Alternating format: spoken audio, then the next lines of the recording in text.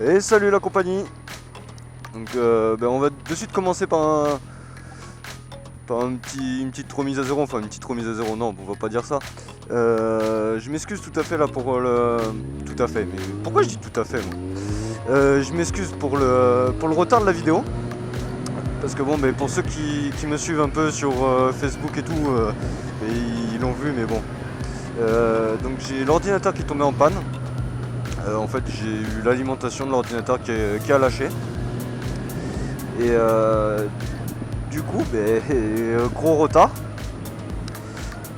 Donc du coup, putain, ça fait beaucoup de du coup et du coup. Hein. La vidéo qui va sortir, donc là, celle-ci, hein, celle que je suis en train de filmer, quoi, elle va être en deux parties. Donc en deux parties parce que bon, la balade qui était prévue là, donc avec le canard enragé, elle est très longue. Enfin, elle est très longue. J'ai réussi quand même à la réduire, hein, sur on va dire une heure de call, j'ai réussi à faire 15 minutes.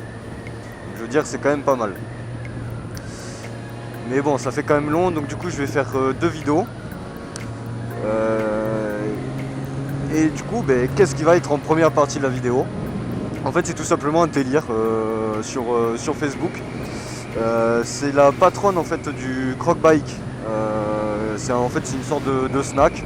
C'est un snack bar. C'est un peu un repère motard. Et dans un commentaire, elle a lancé un défi à n'importe qui en fait, de transporter un verre de bière sur le bouchon de réservoir. Mais par contre, la particularité, bon, tu vas me dire, c'est facile, hein. Mais la particularité, c'est que faut moteur allumé, donc faut aller en marche avant, prendre au bar, payer au bar, et faire tout en marche arrière. Bien sûr, sans descendre de la moto. Enfin, moi, j'ai pas envie de le faire en descendant de la moto. Et putain, il y a du vent. Voilà, j'ai pas envie de descendre de la moto parce que déjà que c'est galère parce que putain, entre les donks et les parce-que, enfoiré quand même. Les gens ils vont me prendre pour un demeuré. Allez, passe.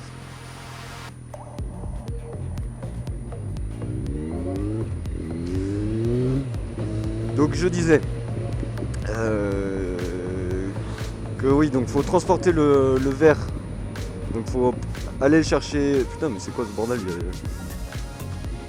Faut aller chercher le verre au bar, payer au bar, faire tout ça en marche avant et après bien sûr le faire en marche arrière. Et celui qui arrive à ne pas le faire tomber nous offre la bavette, enfin bavette frite. Donc voilà.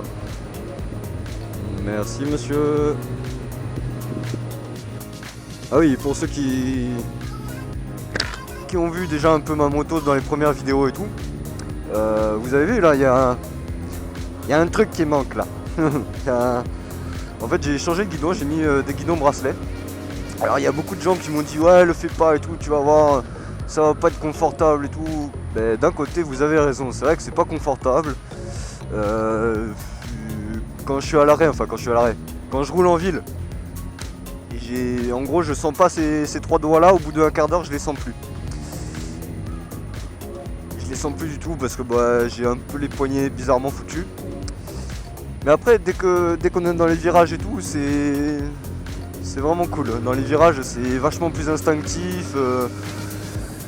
En plus, on a un peu plus de poids vers l'avant et tout, c'est pas mal. Je pense que je remettrai pas de guidon cross, enfin street là, droit quoi, hein, tout simple.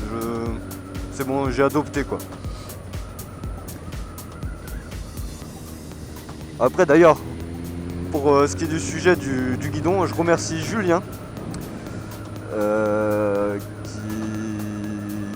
qui m'a aidé, ouais, il m'a plus que aidé hein, parce que en fait j'ai été obligé d'acheter un guidon à Dafimoto pour le tronçonner, pour avoir en fait une longueur plus grande que ce qui s'achète en fait normalement, pour pas non plus être trop cassé quoi. Et du coup, vu qu'on est bientôt arrivé, je vais faire un détour. Et voilà, donc j'ai dû couper le guidon. Alors je vous explique pas la gueule des vendeurs d'Afimoto quand je leur ai dit qu'il fallait que je coupe le guidon. Parce que bon, c'est pas donné, hein, c'est quand même 30 € en guidon. Hein. Et ouais, la gueule qu'ils ont tirée, c'était pas mal.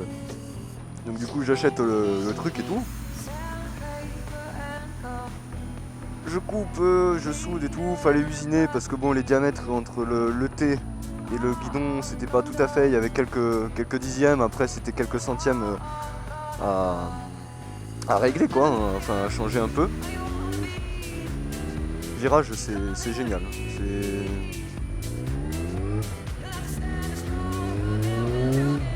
En fait, l'agrément de conduite est génial. Par contre, le confort, tu l'oublies. Hein. Le confort, il n'y en a pas. Parce que tu prends tous les chocs dans les poignets directement. T'as plus vraiment les bras qui amortissent les chocs en fait. Là, c'est vraiment tout dans les poignets.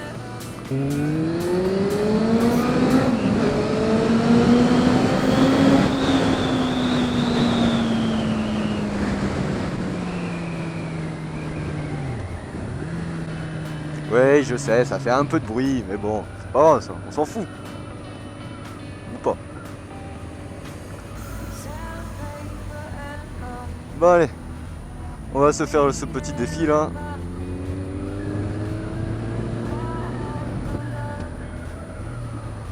Bon, vous êtes prêts?